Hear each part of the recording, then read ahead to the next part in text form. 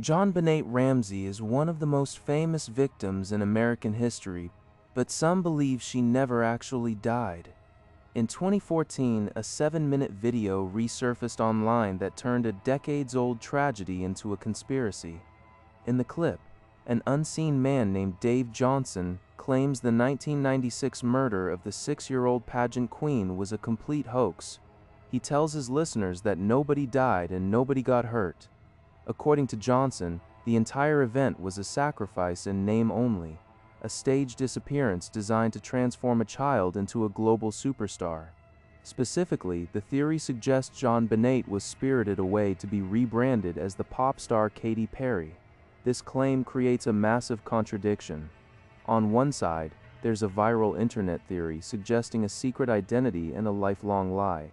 And if late-night mysteries like this are your kind of rabbit hole, like the video and subscribe to Sleepwalk Files. On the other hand, there's the physical reality of a crime scene in Colorado. The central mystery is this: could a brutal homicide be faked so perfectly that it fooled the police, the coroner, and the entire world? Or is this a case of people seeing patterns where none exist? To understand why anyone would suggest a hoax, you have to look at the baseline of the crime. On the night of December 25, 1996, JonBenét was at her family's home at 755 15th Street in Boulder, Colorado. Early the next morning, her parents reported her missing. About 7 hours later, her body was found in the basement of that same house. The details were gruesome and concrete. Her skull had been fractured and a garrote was tied tightly around her neck. The autopsy was clear. She died from asphyxia by strangulation and craniocerebral trauma. This was a homicide with a body. For a theory like Dave Johnson's to work, the physical evidence has to be a lie. Believers in the hoax theory point to the strange nature of the evidence as proof that the scene was staged. They look at the handwritten ransom note found in the house, which investigators believed was written by the mother, Patsy Ramsey, and they see a script rather than a crime. They argue that if the parents were already suspected of staging the note to cover a killing, maybe they staged the entire death to launch a different kind of plan. But the police didn't see a pop star in the making, they saw a crime scene. The Boulder Police Department spent years cycling through theories. They focused on the parents, then they looked at the 9-year-old brother, Burke. By 2002, the theory shifted to an intruder who had broken into the home. In 2003, trace DNA from an unidentified male was found on JonBenét's clothing, and the Ramseys were excluded as contributors. Even with the DNA, the case remained an open homicide. The world watched the family's wealth and JonBenét's history in child beauty pageants, treating the tragedy like a tabloid drama. Conspiracy theorists use this celebrity-like obsession with the case to bridge the gap between a basement in Boulder and a concert stage. They argue that the fame surrounding the death was the first step in a long-term project. If the body in the basement wasn't actually JonBenét, then who was it? And how did the family keep a secret that spanned 2 decades and multiple forensic exams? To understand why people believe this, you have to look at the images of JonBenét before that December night in 1996. She was a professional. Her mother, Patsy Ramsey, had entered her into a circuit of child beauty pageants. JonBenét dominated, taking home titles like Little Miss Colorado and National Tiny Miss Beauty. In those photos, you see a 6-year-old who looks like a miniature adult. She's wearing heavy makeup, elaborate gowns, and a polished, rehearsed smile. This is what people call a pageant aesthetic. It's a very specific kind of high glamour, high effort look. It's not about being a kid, it's about performing a version of adulthood. For years, these images were just a tragic footnote to a murder case.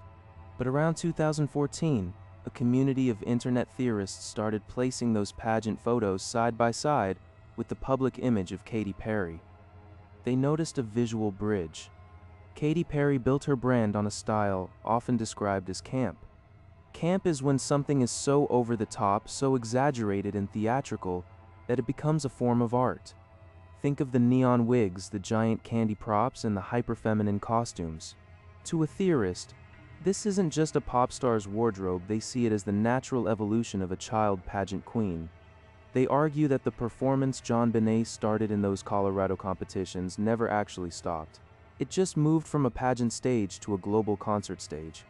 This visual link is the foundation for a much bolder claim. Some theorists allege that the entire tragedy at 755 15th Street was a carefully choreographed hoax. They suggest that John and Patsy Ramsey didn't lose a daughter, but instead faked her death to scrub her identity. In this version of the story, the child didn't die in a basement. She was moved, hidden, and groomed to grow up under a new name. The theory claims the trajectory was planned. It suggests the Ramseys used the pageant world to build her confidence and stage presence, then used the death to erase her past, eventually guiding her toward a recording contract.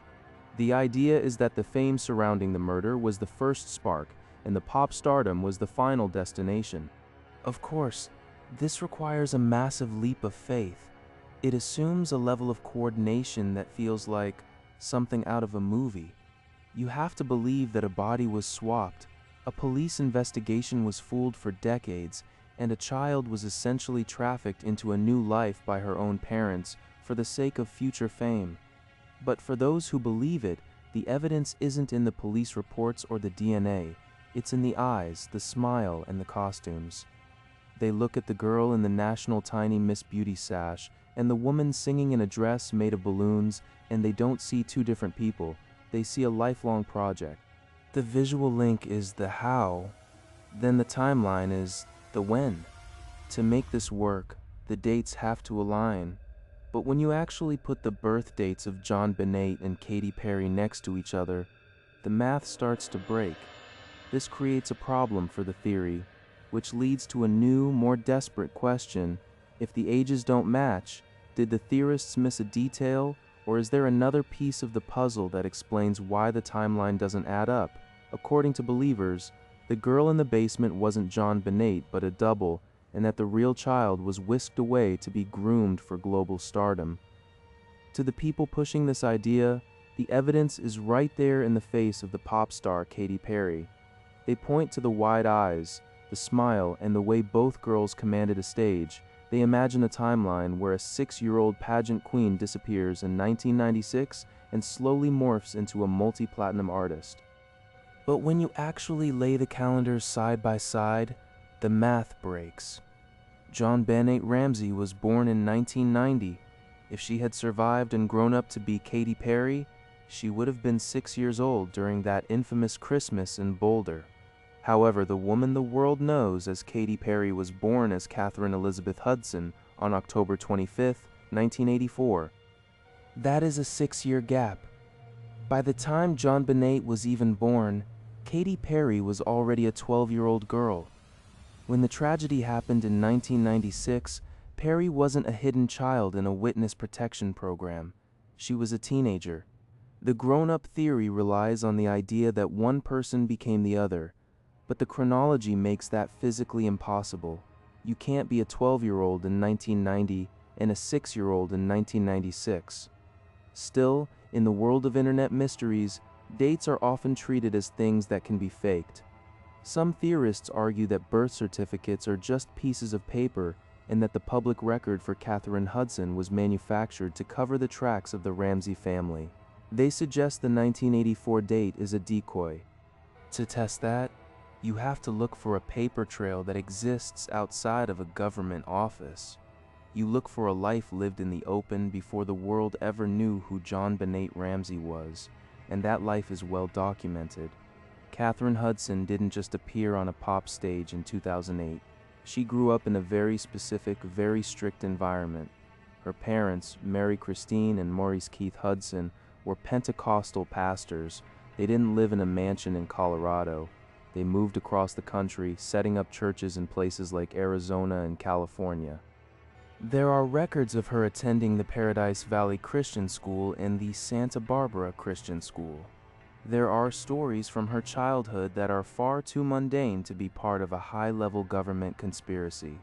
She describes a home where the word luck was banned because it reminded her mother of Lucifer. She tells stories about having to call deviled eggs angeled eggs and smuggling Alanis Morissette CDs into the house because secular music was forbidden. Then there are the photographs.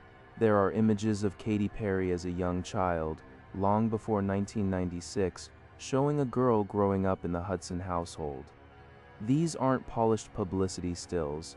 They are the grainy, candid snapshots of a kid in a religious home who struggled financially and sometimes relied on food banks. The conspiracy is true. Someone faked more than a birth date. They faked an entire childhood. They would have had to invent two parents, a brother named David, a sister named Angela, and a decade of school records and family photos to create a cover story for a girl hiding in plain sight. This turns the theory from a case of mistaken identity into a coordinated operation. But if the timeline is this solid and the childhood is documented, why does the visual connection still feel so strong to so many people? The math of the first theory eventually hits a wall. If JonBenét Ramsey simply disappeared and grew up in secret, the timeline is tight. She would have to be a specific age at a specific time. When people compared her childhood photos to Katy Perry, they realized the dates didn't always line up. To fix this, the conversation on forums like Reddit shifted. Instead of arguing that Perry is the original girl from Boulder, some users began claiming she is a clone. Cloning is the process of taking a cell from one person to create a genetic twin. In the real world, this is mostly done with animals or in controlled labs. In this theory, it's a tool to bypass the laws of aging. The idea is that the original JonBenét provided the genetic blueprint, and Perry is the biological result. This removes the need for a seamless 20-year transition. It means the person on stage doesn't have to be the same individual who lived in that house in 1996. She just has to be made from the same DNA. If the blueprint is the same, the look is the same. This turns a missing person case into a biological project. Once you decide someone is a clone, you stop looking for family resemblances and start looking for glitches. You stop seeing a human being and start seeing a product that might have a manufacturing error. That's where the search for physical anomalies begins. A video started circulating in conspiracy circles showing Katy Perry during a performance. In the footage, people point to her eye. For a split second, the eyelid seems to jump or flicker in a way that doesn't look like a natural blink. On the subreddit r/conspiracy commons, a user named DeliveranceFF highlighted this moment, claiming the singer was malfunctioning. Some viewers suggested it looked like Bell's palsy, a medical condition that causes temporary weakness or paralysis in the facial muscles. But for the people tracking the cloning theory, a medical diagnosis is too simple. They see that flicker as a digital or biological stutter. To them, it's evidence that the body is artificial, a piece of hardware starting to fail under the pressure of fame and travel. The eye is a glitch, then the rest of the face is a mask. Theorists began scrubbing through high-definition concert footage, looking for moments where the skin doesn't move the way human skin should. They aren't looking for makeup or lighting tricks anymore, they're looking for a reset. One specific claim gained traction: the idea that Perry presses a button to reset her face. In this version of the story, when the biological construct begins to sag, twitch, or degrade, a mechanical trigger, perhaps hidden in a piece of jewelry, a costume, or a specific gesture, snaps the features back into place. People point to sudden shifts in her expression or a quick touch to the jawline as the moment the button is pushed. It turns her from a singer into a biological machine that requires constant maintenance to keep the illusion of youth and perfection. This changes the stakes of the mystery.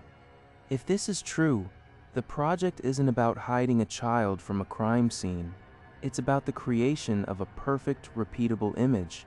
It suggests that the beauty of a pageant queen wasn't something to be mourned, but something to be harvested and replicated for a global audience. If you can clone a person, you can replace them. You can have multiple versions of the same face operating in different parts of the world.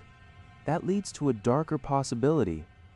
If the person on stage is a construct, what happens to the versions that don't work? In any industrial process, there are rejects.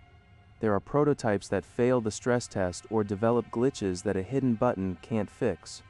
The central claim is that for every polished star in the spotlight, there might be a trail of discarded biological copies. The goal was to preserve the essence of JonBenét Ramsey through science, then the singer is the successful end product. But a project of this scale would require more than a lab and a blueprint. It would need massive funding, a way to silence the scientists, and a reason to keep the original identity a secret for decades.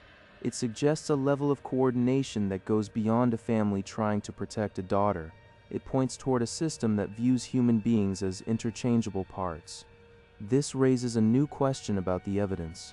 If the physical body can be manufactured, then the forensic evidence from 1996, the DNA, the hair, the bone structure, becomes meaningless. It means the body found in the basement wasn't a decoy, it was a discarded version of the same blueprint. The tragedy wasn't a murder, but a disposal. The search for the truth isn't about finding a missing girl, but about uncovering who is actually running the factory. You want to believe a 6-year-old girl was replaced by a double or cloned into a pop star. You have to solve a logistics problem. You can't hide a child in a closet for 20 years. You need an infrastructure. You need people who can move bodies, forge papers, and buy silence on a global scale. For a long time, people dismissed these ideas as movie villain fantasies. Even the theory that Katy Perry was actually a grown-up JonBenét was laughed off because the timelines didn't work. Katy was born in 1984, JonBenét in 1990. The math didn't add up. But around 2014, the internet started connecting these dots to Jeffrey Epstein. Epstein was a billionaire who ran a worldwide trafficking ring with ties to some of the most powerful politicians and celebrities on Earth. This changed the conversation for conspiracy theorists. They stopped asking if one family could pull off a hoax and started asking if the Ramseys were a small part of a larger machine. If Epstein could operate a secret network of islands and mansions to move people across borders without a trace, then a systemic infrastructure for hiding or replacing children actually existed. It was a documented reality. This shifted the focus back to the people who had the means to enter that world. John Ramsey was a high-level executive. He was the president of Access Graphics, a computer company that eventually became a subsidiary of Lockheed Martin. He had the kind of wealth that buys more than a big house in Boulder. He had a private jet. In these theories, a private jet is the ultimate tool for a cover-up. It's a sovereign piece of territory that can bypass commercial airports and customs. If a child was being moved to a facility or handed over to a handler, a private plane is how you do it without a paper trail. Believers argue that the Ramsey family's resources provided the seed money and the transport for a project that required absolute secrecy. To fake a death, you need a body. To keep the secret, you need to pay off investigators or ensure the DNA results are handled by people on the payroll. When you combine the corporate reach of someone like John Ramsey with the predatory networks of someone like Epstein, the impossible starts to look like a business plan. It suggests that the murder in the basement wasn't a crime of passion or a random break-in, but a carefully staged exit strategy. This was a coordinated effort. It means the girl found in the basement on December 26th was never the daughter of the house. She was a placeholder, a piece of evidence designed to close the case while the real JonBenét was moved into a different life, perhaps under a different name, groomed for a different kind of spotlight. If the infrastructure was there and the money was spent, there has to be a reason for it. Why go through the agony of a public murder investigation and the lifelong scrutiny of the world's media just to hide a child? The answer usually lies in what that child was intended to become. Katy Perry eventually heard the noise. When the internet started insisting she was actually a dead child pageant queen brought back to life, she denied the claims. For most people, a direct denial from the person involved is where the story ends. But in the world of these theories, a denial is often treated as a script. Believers argue that if you are part of a high-level cover-up, you are required to deny it. To them, her rejection of the rumor isn't proof that it's false, it's another part of the performance. Dave Johnson, the man behind that original 7-minute video, didn't say the murder was faked. He used a specific word, sacrifice. He claimed that JonBenét's death was a sacrifice in name only. In his view, no one actually died and no one got hurt. Instead, the sacrifice was a symbolic transaction. The idea is that the girl had to die to the world so she could be reborn as a superstar. The theory shifts here from a simple hoax into something darker, blending the idea of a fake death with the kind of occult rituals people often associate with the music industry. In this version of events, the industry creates talent through a process of erasure. You kill the old identity to birth the new one. If you believe that, then the makeup, the costumes, and the massive fame are the rewards for a ritual. It turns a pop star into a project and a tragedy into a business deal. When you step back, this mystery is built on two different branches, the hoax and the clone. One side says the Ramseys faked the death to protect their daughter or profit from her. The other side suggests something more sci-fi, like a biological double. Both branches rely on the same thing, an aesthetic resonance. They are looking at a photo of a 6-year-old girl in a pageant dress and a photo of a woman in a campy, colorful pop outfit and seeing the same face. It's a visual echo. The theorists aren't looking at birth certificates or DNA, they are looking at the shape of a smile and the curve of an eye. They refuse to ignore the similarity because, to them, the visual evidence is more honest than the paperwork. They see a pattern and decide the pattern is the truth, regardless of the facts. But if we actually look at the facts, the timeline doesn't just have holes, it collapses. Catherine Elizabeth Hudson, the woman the world knows as Katy Perry, was born on October 25, 1984, in Santa Barbara, California. She grew up in a strict Pentecostal household. Her parents, Mary Christine and Maurice Keith Hudson, were pastors who didn't allow her to eat Lucky Charms because the word luck reminded them of Lucifer. She spent her childhood in religious schools and camps, moving across the country. By the time she was 16, she'd already released a gospel album under her real name, Katy Hudson, in 2001. JonBenét Ramsey was born in 1990. For the theory to be true, the math has to disappear. If Katy Perry is JonBenét, then the pop star would have to be 6 years younger than she actually is. If the 1996 murder was a hoax and that girl grew up to be the singer, then every record of Katy Perry's early life is a lie. The gospel album from 2001 would have to be a forgery. The memories of her strict parents and the childhood spent in Santa Barbara would have to be a fabricated backstory planted in her mind or invented by a team of writers.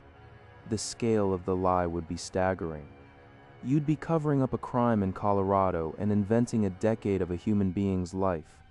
You'd need to fake school records, church memberships, and family photos across multiple states, all while ensuring that every person who knew the real Katy Hudson stayed silent for 20 years. It requires a level of coordination that borders on the impossible. It would take movie villain levels of power to scrub a person from existence and replace them with another. And yet, some people still can't let it go. They point to the Jeffrey Epstein case to argue that the world's elite are capable of running global trafficking rings and keeping secrets that seem impossible. They argue that if billionaires can hide those kinds of horrors, then hiding a child's identity for a pop career is a walk in the park. We're left with a choice between two different kinds of logic. On one side is the concrete evidence, the 1984 birth date, the gospel records, the family history, and the simple fact that a 6-year-old in 1996 cannot be a 16-year-old in 2001. On the other side is the feeling that the world is managed by shadows, and that the people we see on stage are just masks for something else. The theory persists because it satisfies a hunger for a different kind of ending. It turns a senseless, brutal murder into a secret success story. It transforms a victim into a victor. It's a way of pretending that the tragedy in that Boulder basement didn't actually happen, and that the girl in the pageant dress actually got to grow up, find her voice, and conquer the world. But when we look at the photos again, we have to ask if we're seeing a secret identity or just two people who happen to share a certain kind of light. We're looking for a ghost in the machinery of fame.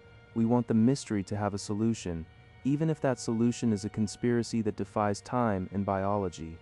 The evidence shows that Katy Perry is a woman from a strict religious home who found a way to turn her life into a spectacle. JonBenét Ramsey remains a child whose life was cut short in a way that still haunts the public imagination. The two lives never crossed, they just look similar enough to fuel a digital campfire story. But the noise never truly stops. Every time a new video surfaces or a new photo is compared, the question comes back. The evidence hasn't changed, but we love the idea that the people at the top are playing a game we aren't allowed to understand. We want to believe there's a hidden door behind the curtain. So, if the timeline is a lie, and if you enjoyed this episode, subscribe to Sleepwalk Files to stay up to date with new mysteries and long videos to fall asleep to every night.